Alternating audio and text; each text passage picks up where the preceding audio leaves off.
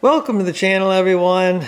Well, today I'm working on the 70 Chevy truck, and over here I've got a brand new set of gauges. This is actually from LMC. They offer this kit, and the whole thing is brand new. The surround is new, everything's new. Now, I really wanted to get a set of Dakota digital gauges like we got for Dad's 70 Camaro, but it was super expensive. It was like $1,600 or $1,700.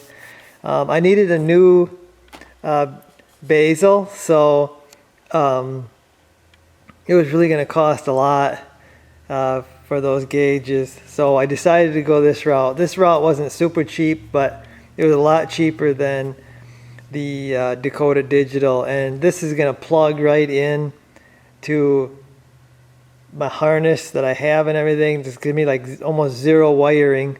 You do get a factory harness to hook up the Tach, but yeah, it's got the speedo, Tach, fuel gauge, you got the oil pressure, vacuum gauge.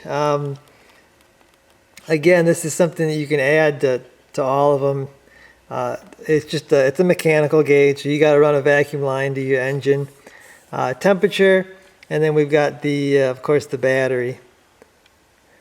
So yeah, they're all, I mean, everything's brand new. You see it's got 1 mile on the speedo. So this is going to be really neat and really easy to install brand new gauges.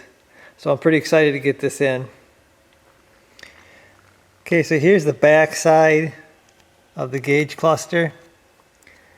And this is the oil pressure. Again, it's mechanical. They send a deal here for some sort of an adapter. I'm not sure what that's for, but I'm using the original line, so I don't need that adapter there. Here's the vacuum gauge. I did get a nipple from LMC to be able to run a vacuum line to that. Again, you got to run the hose to your engine. And then I got a brand new speedo cable going to my transfer case. The rest of these gauges are electrical. This is the plug-in for the Tach. Again, they sent me a factory harness that plugs in just like the factory did, and then you got your main plug right here that'll just plug right in. Everything's gonna work. Like I said, this is gonna be super easy to install all new gauges. So I guess I'm gonna get it over there, start plugging stuff in. You gotta screw your speedo cable and plug your thing in first. This gauge you can do once it's in. Vacuum gauge, it just slides that hose on. Shouldn't be, you probably could do that from underneath too. So well, it might probably be a good idea to plug in the Tach gauge too before you put it in there. But I am going to install this before I put my steering column in, because you got to lower the steering column a little bit to get the gauge out, and I don't want to do that. I'm just going to put this in first, then I'll put the steering column in there. So the only thing with that is there is a plug-in on the steering column. I'm worried it's going to be a little hard to get to it with the gauges in there, but I think I can manage.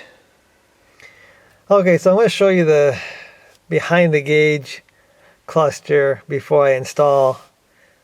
I'm not going to set up a video and show you me installing this, because I'm going to take it nice and slow, and I'm just going to install it. But I'm just going to show you everything here.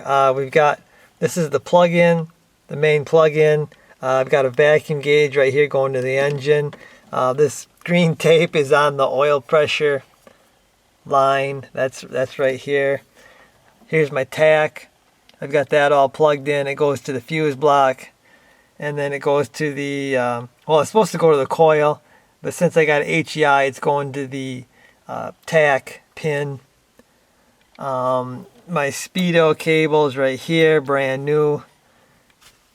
And then this is actually right here. This is the wiring harness that I'm kind of worried about. I'm worried about getting to that with the gauge cluster on, but this goes to the steering column. And then these wires here, this goes to the radio, I believe. There's a fuse there. I don't think I showed you guys, but this is the modified, I guess, the pedals, I guess. You remember this had a manual transmission, so there was another pedal, another set of pedals. Right now there's only one pedal. Well, I took the one pedal out and I used a bolt. I used a big bolt. I don't know if you can see that there. And then I used a piece of square tubing there to take up some slack. I didn't have a long enough bolt, so I had to weld one together. But it works out. It works pretty good, I think. Pedal's a little stiff because we ain't got power assist right now, but yeah, I actually got a new throttle pedal too. I might get some new carpet. I got to get this thing running, but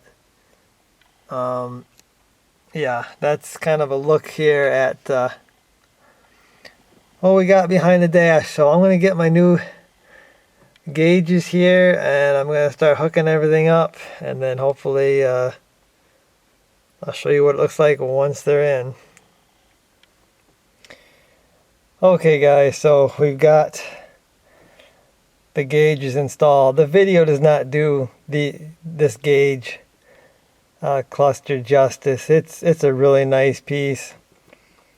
I wish I could light it up for you and stuff, but I don't have a battery. I don't have a battery tray in my truck right now. But this is getting me excited. Cannot wait to get this thing back running. Oh, I threw my new brake pedal on. It matches the parking brake pedal. But yeah, the lighting is not good in here. But I cleaned up my dash there. I want to get an original type radio yet. Still got to do that. But yeah, the gauges, they fit pretty good. Had to kind of fiddle this to get it flat on the dash. But I'm pretty happy with it so far. Like I said, I can't fire it up. I can't test the gauges or anything, but it's a nice piece. Oh, and I didn't point out the Tach goes to 8,000. I don't believe that they went to 8,000 originally. But yeah, it's got, what has it got for red line? 5,500 red line, which is probably what that's all you'd want to take that blueprint engine to. But yeah, really like it, guys. So one more thing I wanted to show you in the interior here is I got a new shifter knob for the transfer case. It's got the gear ranges on there in white. This had a really crappy handle on here. It didn't even say anything on it. But I thought this was kind of a classic. It's kind of just a round black shifter.